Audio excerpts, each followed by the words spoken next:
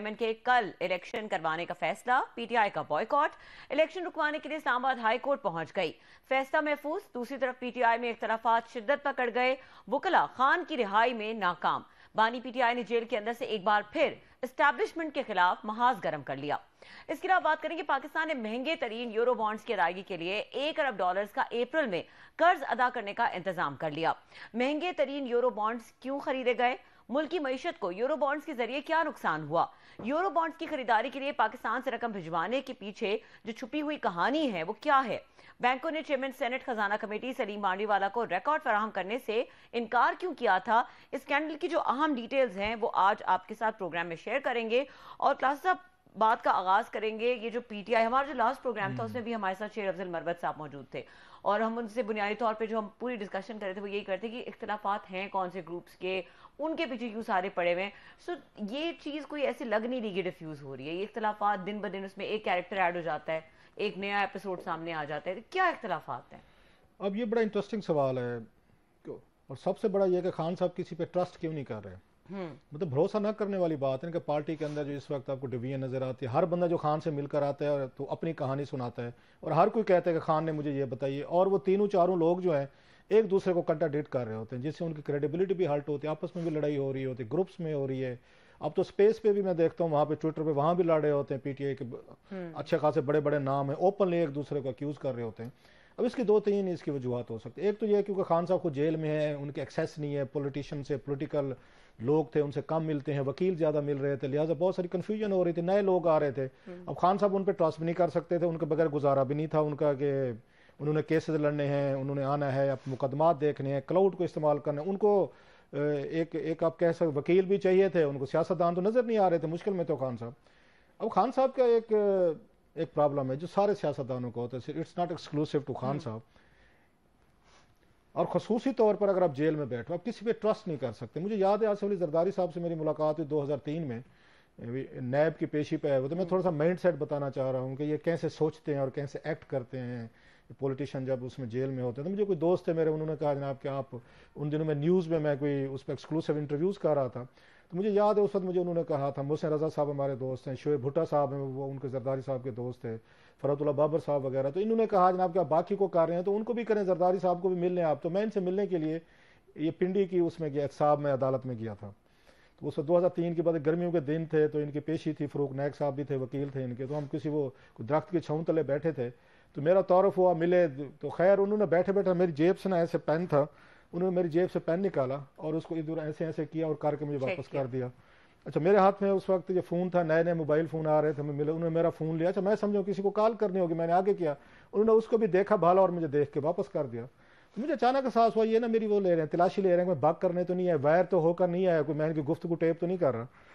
तो मैंने उस पर थोड़ा सा मुझे एक बड़ा आर्ट सा लगा, तो मैंने कहा मैं सर मैं जर्नलिस्ट हूँ, अगर मैं आपकी कोई गुफ्तगू होगी भी सही तो रिकॉर्ड पे होनी चाहिए, मैं तो आपके सामने रिकॉर्ड रख सकता हूँ, टेप रिकॉर्ड रख सकता हूँ कि जो चीज़ होगी।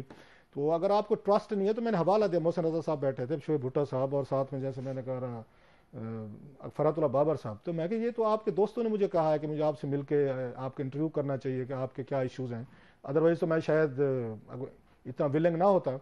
तो उन्होंने बड़ी एक ना आला बात की, 3-4 चीज़ें मैं उस दिन सीख कर आया था उनसे। तो वो मुझे कहते हैं कि जब आप जेल में बैठे होते हैं ना तो फिर आपको हर बंदे पे शक होता है कि आप किसके बंदे हैं, किसके जरिए आ रहे हैं, क्यों आ रहे हैं। कहते हैं फिर आपके लिए सबसे मेन चीज़ होती है यू डोंट ट्रस्ट एनीवन, जो बात का अंडरस्टैंडेबल भी है। और उन्होंने ये कहा था कि फिर उसके बाद ये जो सिपाही खड़ा है ना बहर आपके सलाखों के बहर, आप उस पर डिपेंडेंट हो जाते हैं कि उसकी मर्जी है कि रात को आपको सोने दे ना सोने दे, चलते हुए पाँव जोर से मारे, वो डंडा मार के चला जाए सलाख पे, जोर से खांस ले, लाइट जला दे। तो कहते हैं जितने भी बड़े फने खान हूँ ना, अल्टीमेटली फिर आप जो बहर सिपाही खड़ा है ना आपको उससे रिकनसाइल करना पड़ता है। तो मैंने उनसे पूछा, मैं कि जी आपने जेल से क्या सबक सीखा है।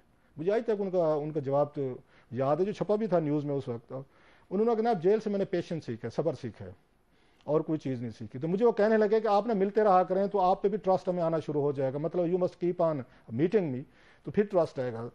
इसको मैं लिंक करूं अभी इसके खान साहब के साथ, ये जरदारी साहब का जवाब था। खान साहब भी किसी पे ट्रस्ट नहीं करेंगे, जो कि अंडरस्टैंडेबल है, जेल में बैठा हुआ बंदा वो किसी पे भरोसा नहीं करेगा, पता नहीं कौन बंदा किस मकसद के लिए आके मुझे मेरा, लिहाजा लोगों को आगे पीछे करते रहते हैं, उनके हर हफ्ते बाद उनकी कोर कमेटी बनते उनकी बदलती रहती है। आप ये कह रहे हैं क्लास साहब की खान साहब की अपनी इनकंसिस्टेंसी है جو لوگوں میں کنفیوژن بھی کریٹ کر رہی ہے, اور یہ جو اختلافات پیدا ہو رہے ہیں یہ اس وجہ سے ہو رہے ہیں کہ ہر بندے کو یہ لگتا ہے کہ میں زیادہ قریب ہوں یا میرے پاس زیادہ اوتھینٹک انفارمیشن ہے. دس از بیسکلی دا ریزن. ایسے مائنڈ سیٹ کی بات ہے. بھٹو صاحب کا میں آپ کو واقعہ سنا, آج میں کتاب پڑھ رہا تھا, اس کی ایک صدیقی صاحب ہیں, وہاں سے علی گڑھ سے وہ ہجرت کر کے آتے, حیدرآباد دکن میں تھے, تو وہاں پہ وہ سول سرونٹ تھے, تو ان کی میں نے آٹو بایوگرافی پڑھ رہا تھا. تو وہ پاکستان میں آئے, بڑا عرصہ رہے یہاں پہ.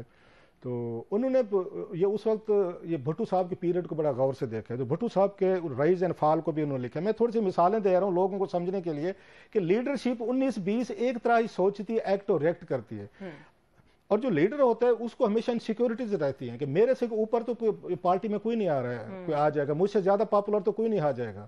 مطلب بھٹو صاحب جیسا ایک کرزمیٹک آدمی بھی انسیکیور ہو گیا تھا. کس سے ہوا تھا؟ مصطفیٰ کھر سے ہو گئے تھے کہ کھر صاحب کی پنجاب میں ان کی پاپولیرٹی بڑھنے لگی, انہوں نے کچھ سٹیپس لیے. آپ کو پتہ ہے ہمارے ماچو سٹائل چلتا ہے, بڑکیں چلتی ہیں, کام کریں, 2-4 آگے پیچھے لٹکا دو, لوگ اس کے پیچھے چل پڑتے ہیں. تو بھٹو صاحب کو لگا کہ مصطفیٰ کھر از گیٹنگ مور پاپولر دین می. تو انہوں نے کہا 2-4 لوگوں کو جناب کہ یہ تو مجھ سے زیادہ پاپولر ہونا شروع ہو گیا. تو انہوں نے ان کو فکس کیا اور ہٹا دیا ان کو, وہاں سے گورنر تھے یا وزیر اعلیٰ وغیرہ کچھ اور لوگوں کو لے کر آئے. اب یہ انسیکیورٹیز ہر بندے میں رہتی ہیں. تو خان صاحب کو بھی اگر دیکھ لیں تو بہت سارے لوگ کہیں گے خان صاحب کو کس سے انسیکیورٹی ہو سکتی ہے. تو بھائی یہ خان صاحب سے پوچھ کے دیکھیں, جیل میں بیٹھا ہوا بندہ تو یہ سمجھتا ہے کہ باہر پتہ نہیں جا کے یہ کیا کیا میرے نام کو کیش کرا رہے ہیں, کیسے کرا رہے ہیں. اور ہم نے دیکھا ہے کہ کچھ لوگ جو ہیں اگر پاپولر ہونے بھی لگے ہیں, جس سے میرا خیال ہے شیر افضل مروت جو از دا کلاسک ایگزامپل, کہ وہ بندہ آیا ہے, اس نے جا کے لوگوں کو اٹھایا, اب ان کو جلسے جلوس, اس وقت پوری پی ٹی اے گھر پہ بیٹھی ہوئی تھی, وہ نظر ہی نہیں آتا تھا. آپ کو یاد ہوگا جب وہ آئے اور انہوں نے وہ جا کے ایک ایسا ٹائم تھا جس ٹائم پہ سب انڈر گراؤنڈ تھے اور ڈرے ہوئے تھے جی, اور بس press conference at that critical time Sher Afzal مروت نے جلسے کیے, موبلائز کیا لوگوں کو. وہ بڑا خان صاحب کو کسی نے جا کے کان میں سور پھونکا ہوگا کہ بھائی جان, وہ مصطفیٰ کھر والی بات جو انہوں نے بھٹو صاحب کو ہوئی تھی کہ بھائی صاحب یہ آپ سے زیادہ پاپولر ہو جائے گا, نوجوان اکٹھے ہو رہے ہیں, الٹرنیٹ لیڈرشپ پیدا ہو رہے ہیں, کل کو یہ استعمال کریں گے آپ کو, آپ کے خلاف یہ علیحدہ گروپ بنا لے گا پارٹی میں. سو خان صاحب اس وقت اس میں پھنسے ہوئے ہیں, انسیکیورٹی کے ایک عالم ہے. جو میں نے آپ کو 3 چیزیں بتائی, میں نے آصف علی زرداری صاحب کو آپ کو بتایا کہ وہ کہتے کسی پہ یقین میں نہیں کرتا, I don't trust anyone. میں نے آپ کو مصطفیٰ کھر صاحب کا بتایا کہ, اور بھٹو صاحب والا کہ بھٹو صاحب کو بڑے قریبی تھے, انہوں نے کہا نہیں یار یہ مجھ سے زیادہ پاپولر ہو رہا ہے, اس کو ذرا فکس کرو, سائڈ پہ کرو. یہ ہم نے ان کی پارٹی میں دیکھ رہے. سو خان صاحب اپنی پارٹی کے اندر بڑی حد تک معذرت کے ساتھ خود تھوڑی سی ڈویژن کو ہوا دے رہے ہیں, جو ہر لیڈر کرتا ہے. مطلب پی ایم ایل نواز میں تھا, میں کئی دفعہ کہہ چکا, وہاں پہ انہوں نے یہ نواز شریف صاحب نے گروپنگ انہوں نے بنا کے رکھی, یا انہوں نے بنوا لی تھی, انہوں نے کہا ٹھیک ہے چلتی رہے. یہ پہلے جاوید ہاشمی صاحب اور چودھری نثار علی خان صاحب کی آپس میں ان کی ٹگ آف وار چلتی تھی, جب یہ شریف فیملی یہاں پہ نہیں تھی, یہ لندن جدہ میں تھے, اس وجہ اچھی طریقے سے یاد ہے دونوں کی لابیز تھیں. جب بعد میں واپس ابھی ریسنٹلی نواز شریف لندن میں تھے تو یہاں پہ خواجہ آصف اور شاہد خاقان عباسی صاحب کے درمیان ایک بہت بڑی ٹگ آف وار چلتی رہتی تھی. سو اس طرح کے گروپ جو ہیں آپ کو اسی طرح پیپلز پارٹی میں نظر آ جاتے ہیں. ایک آصف علی زرداری صاحب کا گروپ تھا, ایک بے نظیر بھٹو صاحب کا گروپ تھا, اور جب زرداری صاحب کی باری لگی انہوں نے بے نظیر بھٹو صاحب والے پورے گروپ کو اڑا کے رکھ دیا, کسی کو قریب نہیں آنے دیا. جب بے نظیر بھٹو صاحب پارٹی چلا رہی تھی تو وہ زرداری صاحب کے گروپ کو اپنے قریب نہیں آنے دیتی. سو پارٹیز کے اندر اس طرح کے, اب اس کو ڈیموکریٹک کہیں کہ ہر پارٹی میں پرابلم ہوتے ہیں, یا انسیکیورٹیز کہیں. سو خان صاحب اس وقت جس سے پھنسے ہوئے ہیں, رول ہے نا, تھوڑا سا ڈویژن کے ساتھ ایڈوانٹیج ہوتا ہے ہر اس بندے کو جو ڈویژن کریٹ کرنے کی کوشش کر رہا ہے. شاید یہی وجہ ہے کلاس صاحب کہ اگر ہم دیکھیں تو جب سے بانی پی ٹی آئی جیل میں ہیں اور جب سے یہ پاور ڈیلیگیٹ کی ہے انہوں نے, کسی ایک بندے کو ہم نہیں کہہ سکتے کہ وہ ایک کمپلیٹ انچارج ہے یا وہ ڈیسیجن میکر ہے یا وہ انسٹرکشنز پاس آن کر رہا ہے.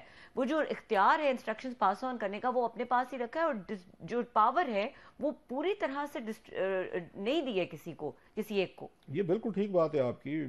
یہ شاید ہم نے پہلے بھی اس پہ بات کی ہے کہ مطلب آپ نے اس کو بیرسٹر گوہر کو بنایا چیئرمین, مطلب آپ نے اس کی اتھارٹی نہیں قائم ہونے دی, اس کی سنتے ہی کوئی نہیں ہے.